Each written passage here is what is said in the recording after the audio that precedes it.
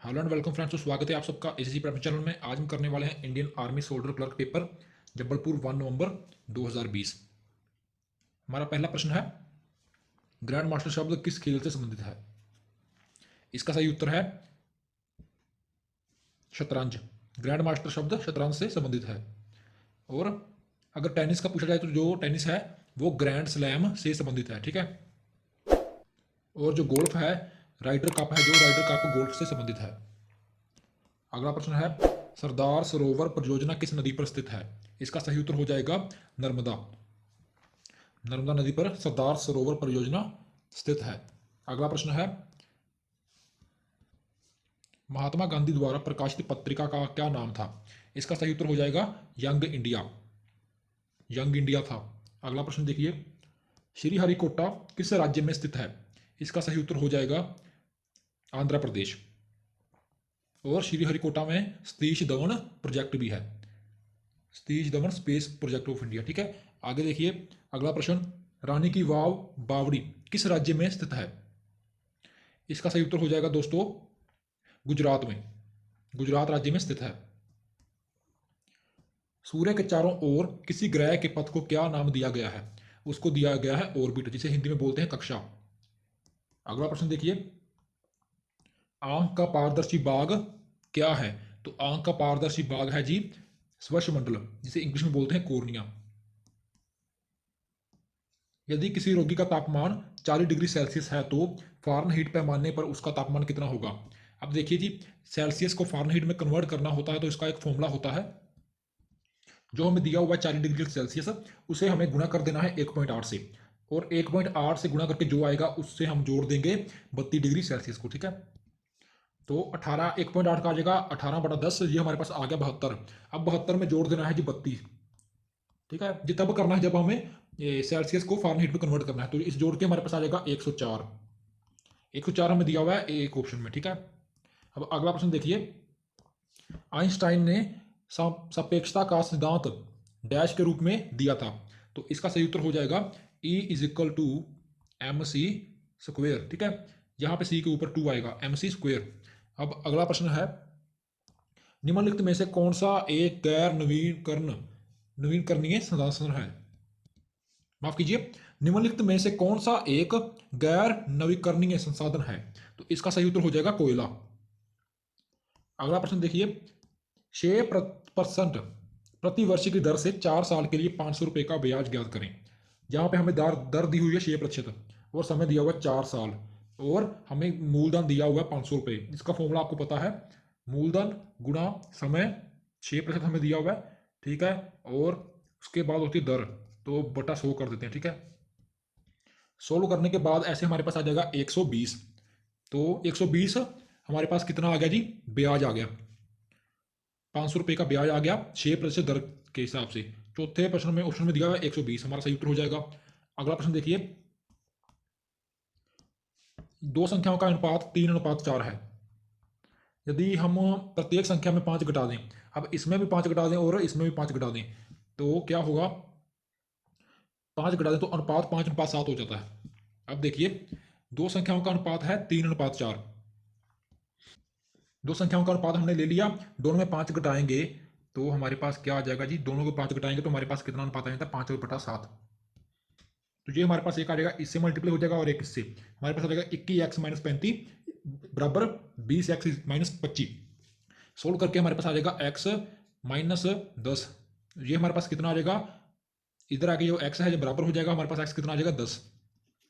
अब x की value 10 आ गई। अब एक था हमारे पास 3x, 3x का हो जाएगा 10 भर देंगे 30 आ जाएगा, और एक था 4x, तो हमारे पास आ जाएगा 40। दो संख्याएं आ गई, एक आगे 30, दूसरी आगे 40, जो हमें दिया हुआ चौथी ऑप्शन में 30 और 40। अगला प्रश्न देखिए, x का 20% 400 है। ठीक है। तो x का मान ज्ञात कीजिए। अब देखिए, x का 20% 400 है। अगर 20% हमारे पास 400 दिया गया है तो हमें कितना पता करना है? 100% पता करना है। ठीक है। एक्स पूरा पता करेंगे तभी तो 100% होगा, तो इसीलिए ये है हमारे पास पांचवा हिस्सा। कितना है? पांचवा हिस्सा है 100% का। तो ये हमें लेंगे x/5, x/5 ले लेंगे। 400 से क्या कर देंगे, यहाँ पे गुणन आएगा, यहाँ पे बराबर आएगा, तो 405 से इधर जाकर गुना हो जाएगा, जो हमारे पास आ जाएगा 2000। अब 2000 दिया हुआ है हमें एक ऑप्शन में। अब अगला प्रश्न देखिए, एक आयताकार मेज के शीर्ष का परिमाप 28 मीटर है और जबकि इसका क्षेत्रफल कितना है 48 मीटर। इसके विकर्ण की लंबाई जो कि डायगोनल होता है उसकी हमें लेंथ पता करनी है। तो देखिए, आयताकार का जो परिमाप होता है वो होता है 2 गुना a प्लस बी। अगर दो साइडें हम लेगी, एक साइड ए ले ली और दूसरी साइड बी ले ली, तो वो हमें दिया हुआ 28 मीटर। और आयताकार का जो क्षेत्रफल होता है उसका फॉर्मूला होता है एक साइड को दूसरी साइड से गुणा कर देना, तो वो हमें दिया हुआ है 48 वर्ग मीटर। ठीक है, अब दोनों चीजें हमें पता है, हमें क्या पता करना है, जो विकर्ण होता है। ठीक है, ये है आयताकार, अगर इसमें कोई विकर्ण है तो हमें इसकी लंबाई पता करनी है इसकी। ठीक है, जो बीच वाली होती है लाइन होती है। अब यहां से हमारे पास आ जाएगा 2a इज इक्वल टू 28। अब a प्लस बी हमारे पास आ जाएगा 14, ये 2 है, ये इधर जाके बटे में आ जाएगा 2, तो हमारे पास आ गया 14। अब a गुना बी हमारे पास 48 था, इसमें हम b की वैल्यू निकाल लेंगे।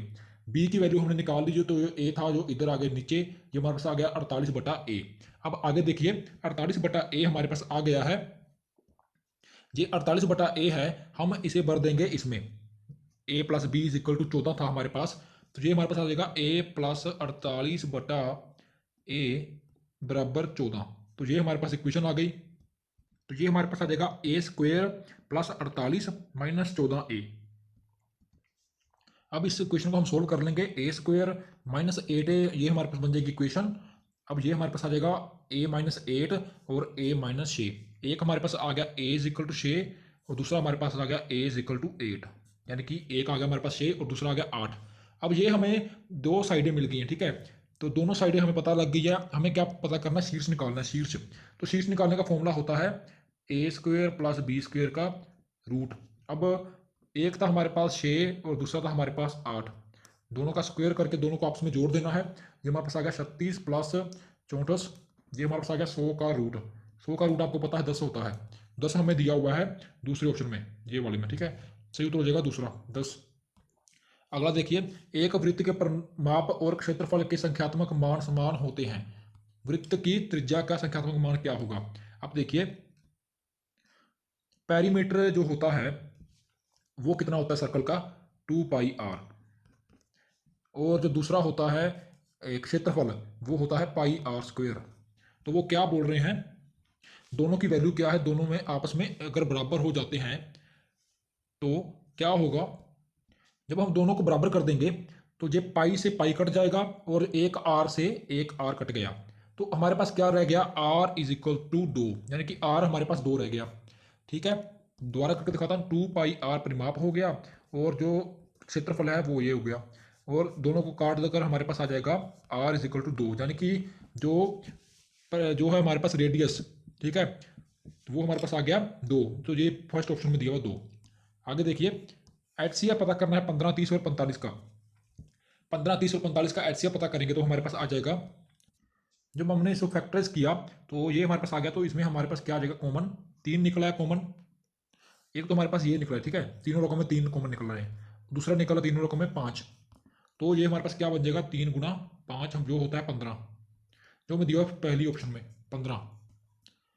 आगे देखिए, दो क्रमागत विषम धनात्मक पूर्णांक ज्ञात कीजिए जिनके वर्ग का योग 290 है। बोल रहे हैं टू कॉन्जेक्टिव और पॉजिटिव इंटीजर्स, और पॉजिटिव यानी कि एक को एक्स मान लीजिए और दूसरे को क्या मान लीजिए, जो लगातार चल रहा है, तो दूसरे को मान लीजिए एक बढ़ के, वो हो जाएगा x+2। ठीक है, अब देखिए, एक ये दोनों मान लिए, अब उन्होंने बोला है दोनों का जो सम है, यानी कि दोनों का जो जोड़ है उनका स्क्वायर कर दो तो 290 बन जाता है। अब देखिए, एक्स स्क्वायर प्लस x+2 का स्क्वायर कर देंगे तो वो कितना बनता है, 290। अब इसे हमने सोल्व कर लेना है, सोल्व करके हमारे पास क्या आएगा, तो इस रकम को हम खोल लेंगे, इसके हम फैक्टराइज कर देंगे, तो ये हमारे पास हो जाएगा ये वाला एक्स स्क्वायर और a प्लस बी का स्क्वायर आपको पता है, ए स्क्वायर प्लस बी स्क्वायर और प्लस 2 इंटू ए इंटू बी। ये हमारे पास आ गया 290, 290 में से 4 घटा देंगे 286 आ जाएगा, और लास्ट में हमारे पास क्या आ जाएगा, -11x प्लस 13। यहाँ पे हमारे पास क्या आ रहा है, x इज इक्वल टू -13 और दूसरा हमारे पास आ रहा है x इज इक्वल टू 11। तो यहाँ पे दो रकम आ रही हैं 11 और 13। तो रकम में हमें प्लस लेना है, ठीक है, माइनस को कभी नहीं लेते। कोई भी रकम है जो पॉजिटिव इंटीजर है, धनात्मक है, वो कभी भी माइनस में नहीं होती, इसलिए प्लस वाली रकम को लेना है। तो हमारे पास क्या आ गई 11 रकम, और दूसरी रकम क्या हो जाएगी x+2, वो हो जाएगी हमारे पास 11+2, वो होती है 13। एक 11 होगी और दूसरी होगी 13, जो हमें दिया हुआ पहली ऑप्शन में। आगे पूछा है इसमें सबसे छोटी भिन्न ज्ञात कीजिए। 2/5 हमारे पास कितना होता है, देखिए 2/5 होता है हमारे पास 0.4, और 8/25 हमारे पास कितना होता है 0.32, और 7/15 हमारे पास होता है 0.46, और 3/10 होता है हमारे पास 0.3। सबसे छोटी हमारे पास हो जाएगी 0.3, ठीक है। 0.3 हमें दिया हुआ है 3/10, यानी कि 0.3। आगे देखिए, एक व्यक्ति ने एक ट्रांजिस्टर को रेट 450, जो एक व्यक्ति है उसने एक ट्रांजिस्टर को क्या किया है 450 रुपए में बेच दिया है, 10% नुकसान हुआ है उसे। 450 रुपए में बेचकर 10% नुकसान हुआ है। तो देखिए अगर 10% नुकसान हुआ है, हमें क्या पता करना है, क्रय मूल्य पता करना है। अब क्रय मूल्य का फॉर्मूला होता है, जो हमें दिया हुआ है जो जिसमें बेचा है हमने, उसको क्या करना है, गुणा कर देना है 100 से, ठीक है, जो टोटल मूल्य है, और नीचे रख देना है 100 में से जो हमें हानि हुई है उसमें से माइनस कर देना है 10, ठीक है। तो ये हमारे पास नीचे आ जाएगा 90, और ऊपर हमारे पास 100 है, ठीक है। इसको सोल्व करके हमारे पास आ गया, देखिए 450 गुना 100/90, ये हमारे पास आ जाएगा 500। तो 500 रुपये था पूरा मूल्य, तो उसने घाटा कितना खाया 50 रुपये का, तो 10% तो 50 रुपये बनते हैं, तो इसका सही उत्तर हो जाएगा ए ऑप्शन 500। अगला देखिए, रमन ने एक परीक्षा में 456 अंक प्राप्त किए, और सीता ने उसी परीक्षा में 54 अंक प्राप्त किए, जो रमन से 24 अंक कम थे, ठीक है। अब देखिए हमें पता लग गया जो 54% है, जो 54% है, वो 24 अंक कम है 456 से। देखिए 456 में से 24 अगर हम कम कर देंगे तो हमारे पास क्या आ जाएगा, तो हमारे पास आ जाएगा 432। अब देखिए जो टोटल है 54%, वो हमारे पास आ गया 432, यानी कि जो रमन से 24 अंक कम थे, तो जो प्राप्त अंक हैं, सीता ने अंक प्राप्त किए हैं, वो है 24 अंक कम। अब प्रश्न के मुताबिक देखिए, सीता ने जो अंक प्राप्त किए हैं वो है 432, यानी कि 24 अंक कम है रमन से। अब देखिए पास होने के लिए हमें कितने अंक चाहिए, 200 432 को 54 से जब हम भाग करेंगे, भाग इसलिए करेंगे क्योंकि सीता ने 54% अंक प्राप्त किए हैं, और जो पासिंग मार्क्स हैं हमें ज्ञात करने हैं पहले, जितने अंक पास होने के लिए चाहिए वो है 34%। तो जब हमें इससे मल्टीप्लाई कर देंगे हमारे पास क्या आ जाएगा 232। अब देखिए 232 अंक पास होने के लिए चाहिए, कितने अंकों में से, 456 अंक में से। तो 456 अंक में से अगर 232 हम घटा देंगे, माफ कीजिए, उसे सोल्व करके हमारे पास 232 नहीं, वो हमारे पास आ जाएगा, वो हमारे पास आएगा 272। अब 272 अंक एग्जाम को पास होने करने के लिए चाहिए, और हमें क्या पता करना है, जो रमन है, रमन ने कितने अंक ज्यादा प्राप्त किए हैं सीता से, ठीक है। बी माफ कीजिए, रमन ने कितने अंक पासिंग मार्क्स 34% से कितने अंक ज्यादा प्राप्त किए हैं। तो जब हमें 432 में से हम इसे माइनस कर देंगे 272 को, तो हमारे पास आ जाएगा 184। 184 हमें दिया हुआ है डी ऑप्शन में, ठीक है। आगे कंप्यूटर भाग देखिए 21 प्रश्न। कंप्यूटर में मॉडम डैश के लिए खड़ा है, मॉडम खड़ा है मॉड्यूलेटर या डी मॉड्यूलेटर के लिए, फोर्थ ऑप्शन सही हो जाएगा। माइक्रोसॉफ्ट विंडोज एक क्या है, जो माइक्रोसॉफ्ट विंडोज एक क्या है, ये है GUI। GUI की फुल फॉर्म होती है ग्राफिकल यूजर इंटरफेस। आगे देखिए, कंप्यूटर की मदद से सीखने का एक लोकप्रिय तरीका डैश कहलाता है, तो उसे हम क्या बोलते हैं, ई लर्निंग। ई लर्निंग कहलाता है। अगला प्रश्न देखिए, MS वर्ड में RTF का अर्थ डैश है, तो MS वर्ड में RTF का अर्थ क्या है, rich text format. Rich text format, दूसरी ऑप्शन में दिया हुआ रिच टेक्स्ट फॉर्मेट। डैश की सहायता से उपयोगकर्ता फाइल के प्रकार की पहचान कर सकता है, तो किसकी सहायता से कर सकता है, वो कर सकता है फाइल एक्सटेंशन की मदद से। फाइल एक्सटेंशन दूसरा प्रश्न, दूसरी ऑप्शन हमारा सही हो जाएगी।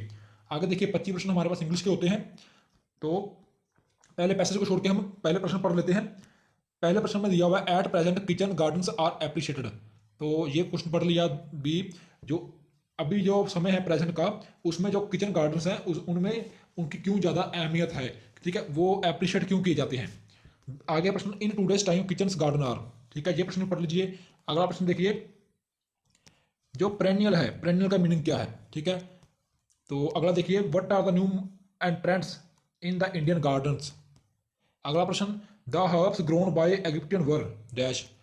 तो अब पैसेज की ओर चलते हैं और आपको दिखाते हैं। यहाँ पे देखिए, हमें पूछा एट प्रेजेंट, यहाँ पे दिया हुआ presently herbs in the kitchen gardens are appreciated.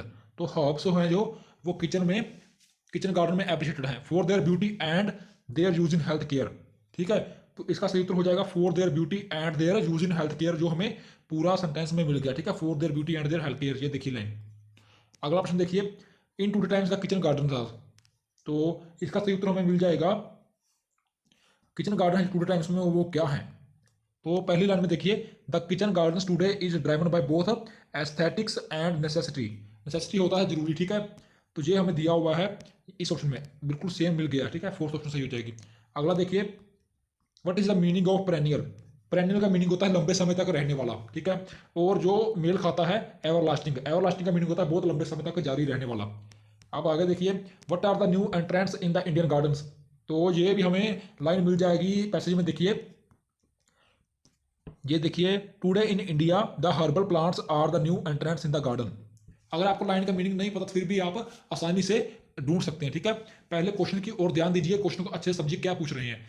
तो ये तो पैसेज बिल्कुल आसान दिया हुआ है, पूरे क्वेश्चन पैसेज में ही हमें मिल रहे हैं। हर्बल प्लांट्स है जो इसका सही आंसर हो जाएगा।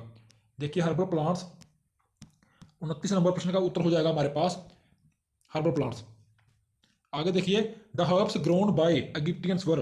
तो इसका सही उत्तर हो जाएगा, देखिए ये भी हम पैसेज में देखते हैं।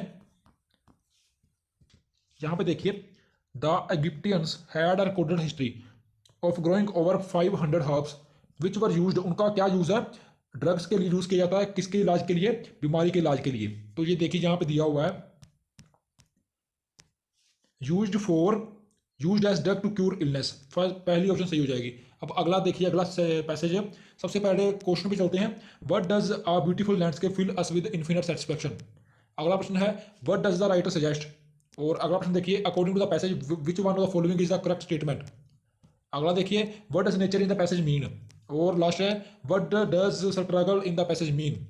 और देखिए, 31 नंबर प्रश्न है, तो ब्यूटीफुल लैंडस्केप है जो fill us with infinite satisfaction. क्यों हमें फिल करती है जो ब्यूटीफुल लैंडस्केप होती है इन्फिनाइट सेटिस्फैक्शन के साथ। अब देखिए, पहले से दूसरी लाइन देखिए पैसेज की, दूसरी लाइन में दिया हुआ है, यहाँ पे देखिए, a beautiful landscape full of green vegetarian will not. हमें केवल अट्रैक्ट नहीं करती हमारी टेंशन को, पर क्या करती है, हमें फिल भी करती है इन्फिनिट सेटिस्फैक्शन। तो ये हमें आंसर मिल गया है। तो इसका सही उत्तर हो जाएगा green vegetarian, it is full of green vegetarian. अगला देखिए, what does the writer suggest. Writer हमें क्या सलाह देता है, ये देखिए, ये हमें पैसे में देखना पड़ेगा।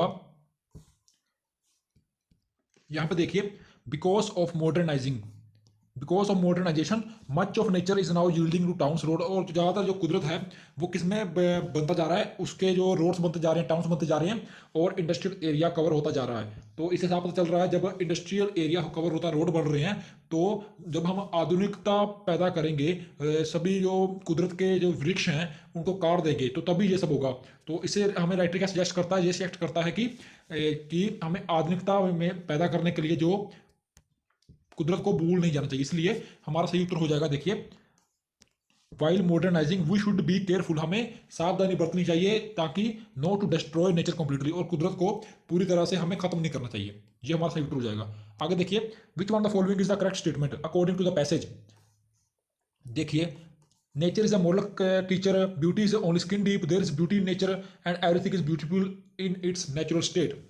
इसका सही उत्तर हो जाएगा option 3, first and second sentence. देखिए, a beautiful landscape full of green vegetation will not attract our attention but also fill us with infinite satisfaction।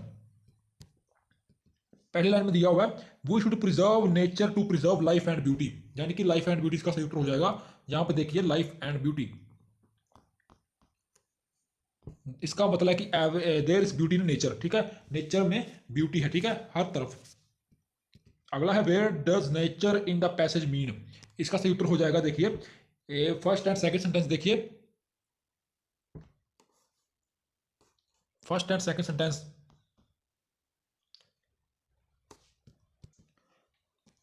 We should preserve nature to preserve life and beauty.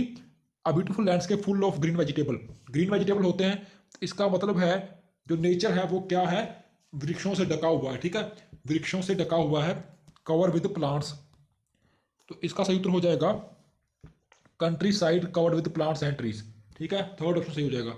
अब आगे देखिए struggle का meaning क्या है passage में। तो देखिए struggle का मीनिंग क्या है।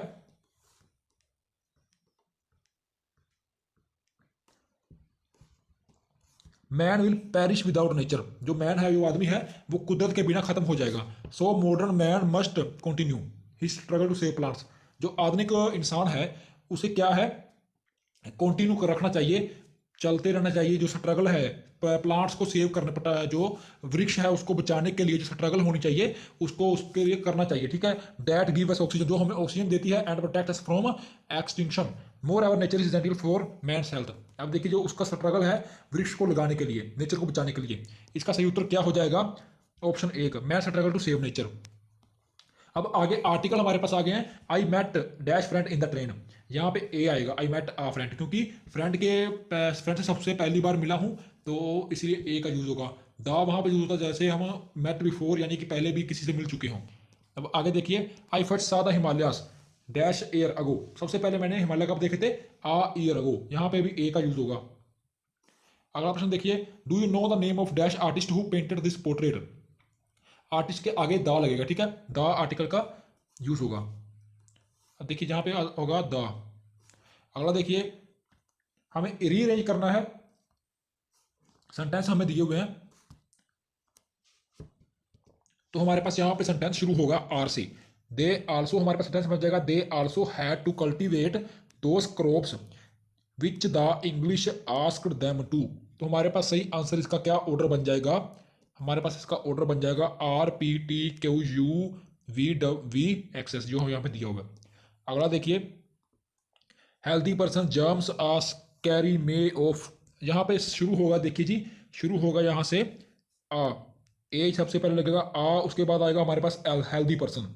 हेल्दी पर्सन हमें दिया हुआ पी में, ठीक है, हेल्दी पर्सन आ गया, आर के बाद पी आ गया। अब आर के बाद पी तो हमें दिया हुआ फोर्थ ऑप्शन में, सीधे टिक लगा दीजिए फोर्थ ऑप्शन, और किसी में दिया नहीं हुआ।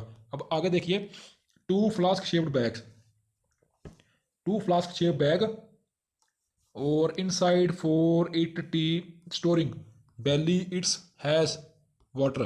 तो यहाँ पे देखिए इट आएगा सबसे पहले, इट हैज, इट के साथ हैज आएगा यानी कि एस डब्ल्यू आएगा, एस डब्ल्यू।